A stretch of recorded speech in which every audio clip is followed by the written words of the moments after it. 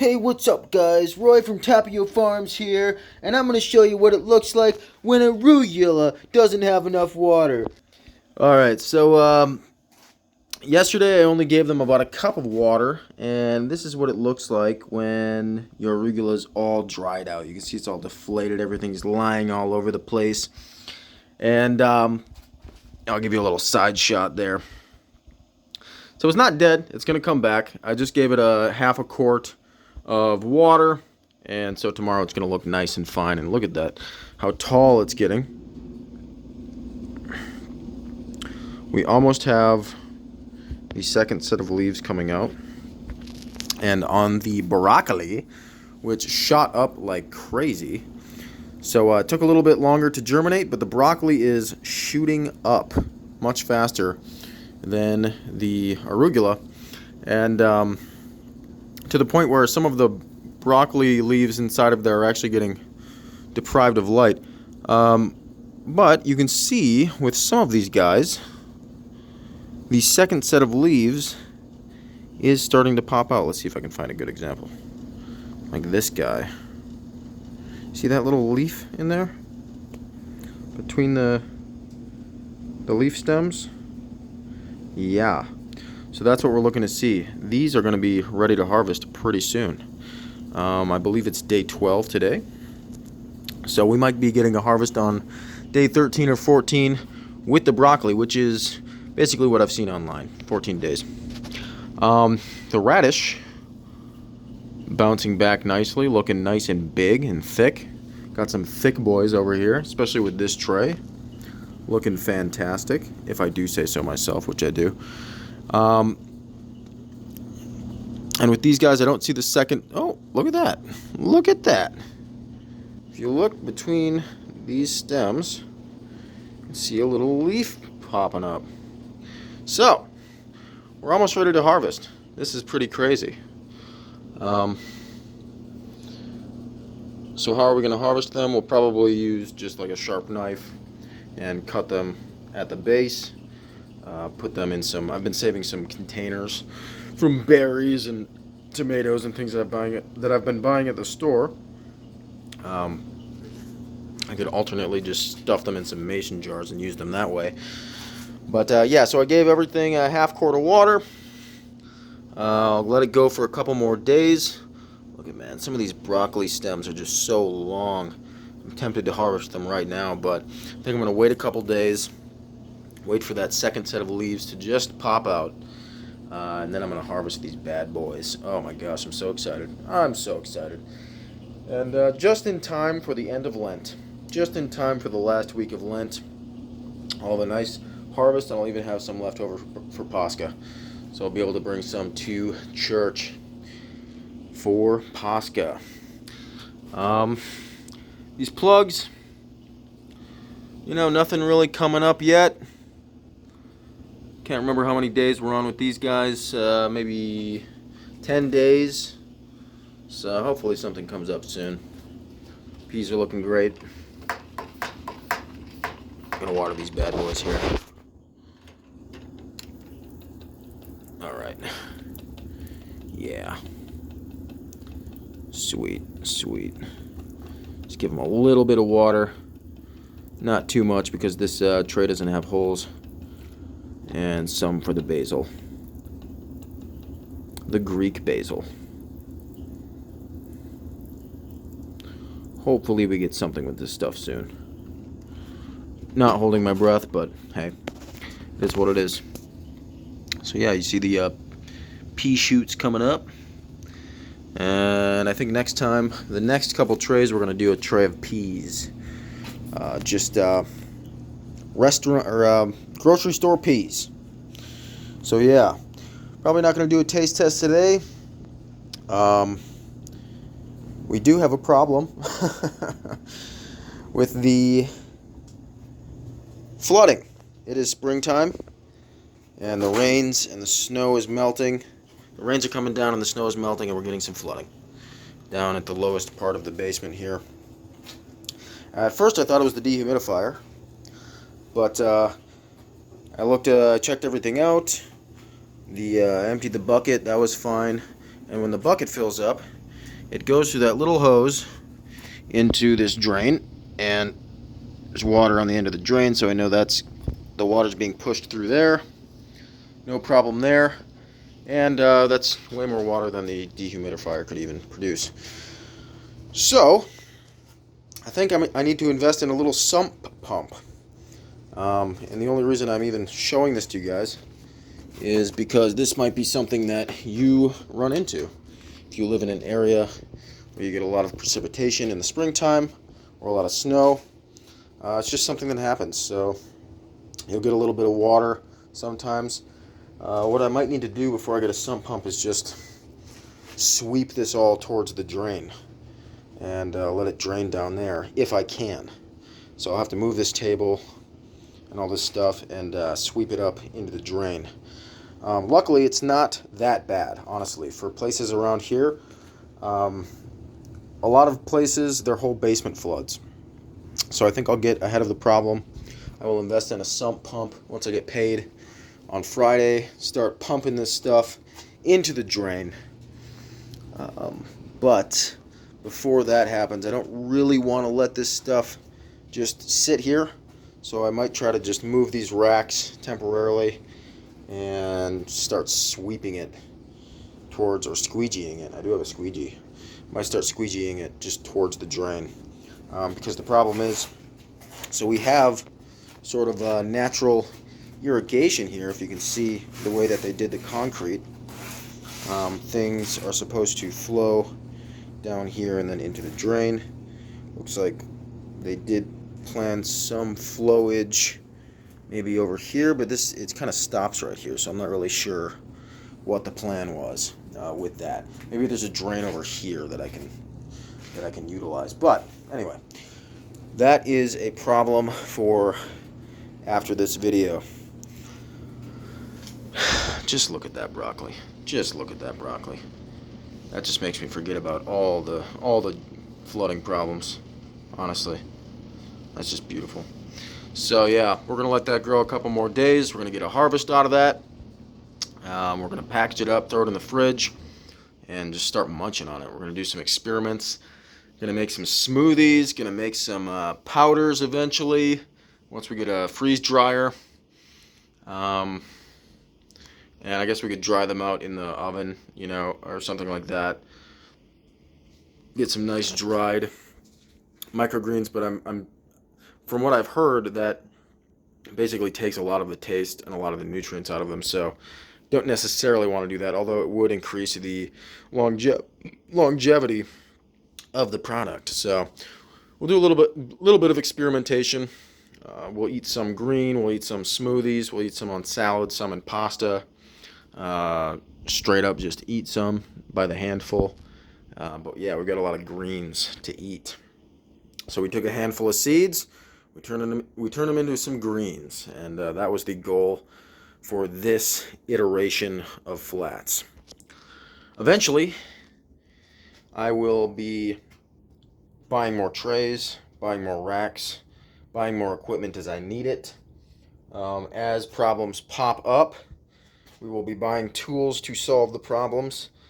And this was a perfect day to point that out.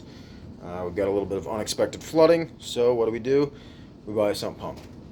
We'll buy a sump pump, fix the problem, so that when more flooding occurs, inevitably, because we still have like 8-foot snow piles on the side of the road, so I'm guessing there's going to be more flooding. We'll get ahead of the problem so that the flooding does not spread across the basement, increasing mold issues, increasing all sorts of problems. So that's the plan. We'll get a sump pump, we'll solve that issue. Eventually, we'll get it down so tight that we won't have to invest in any more new stuff other than experimenting with new techniques in order to grow faster, better, more nutritious plants.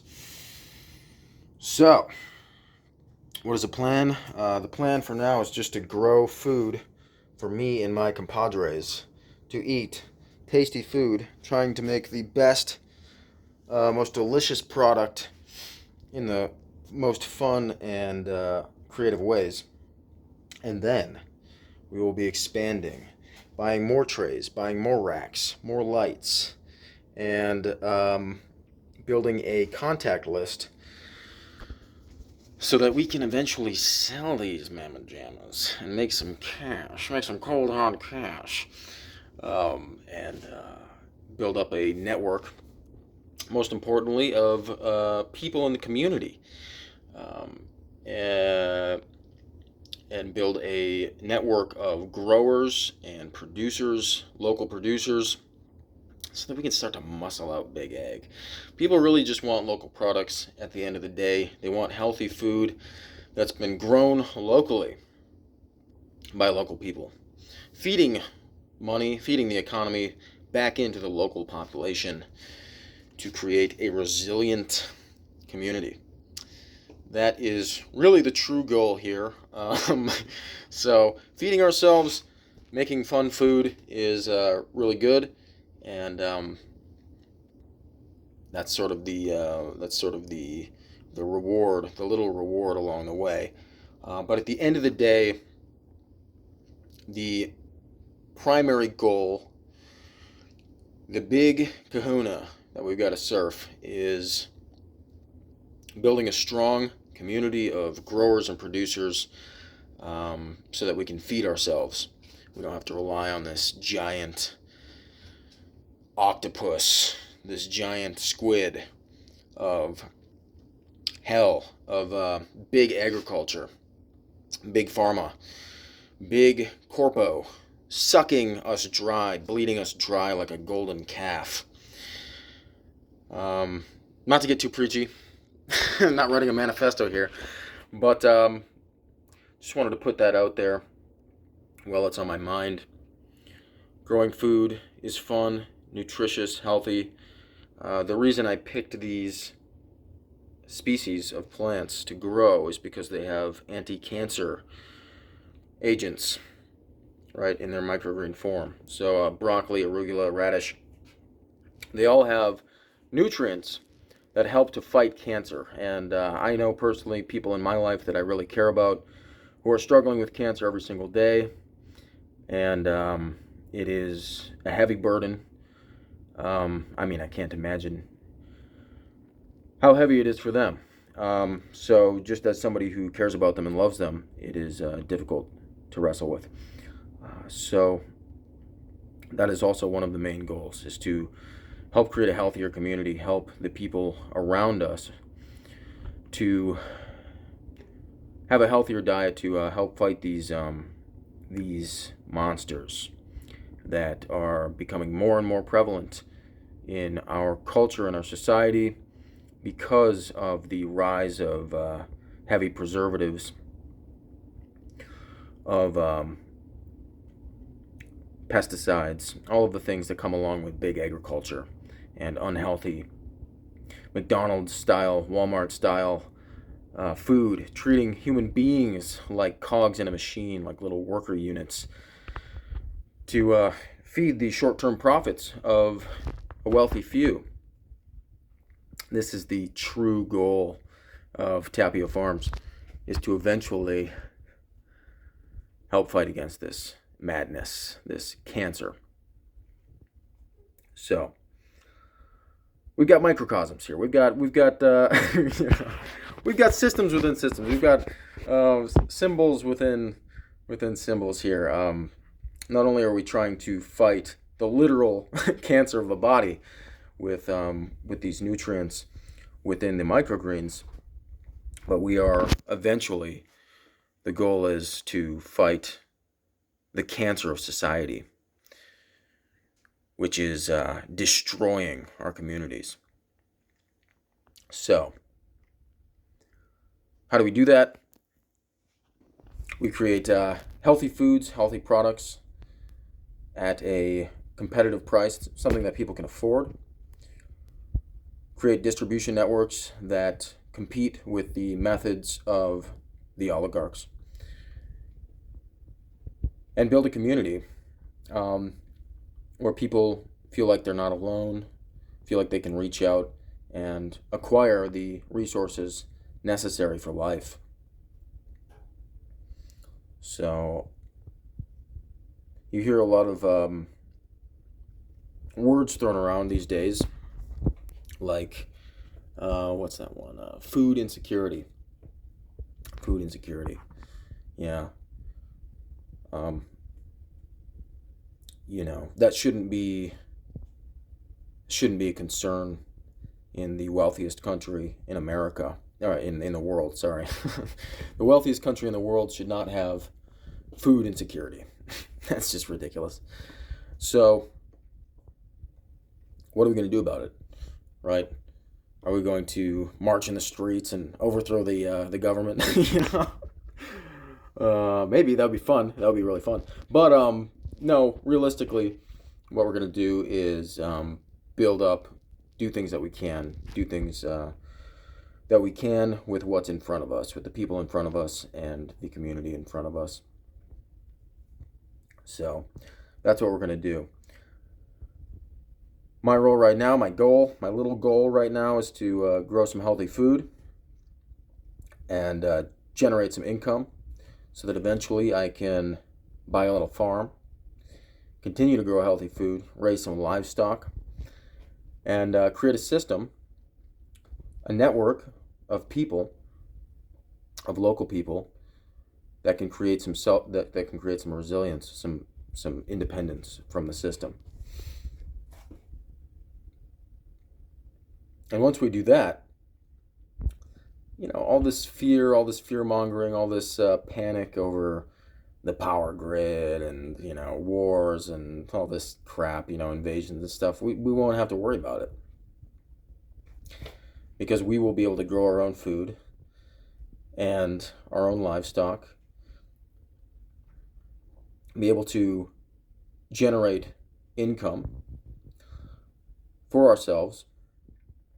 And even if the currency system itself collapsed, we would be able to survive as a community by growing our own food and acquiring our own resources from the land, bartering amongst each other and supporting each other spiritually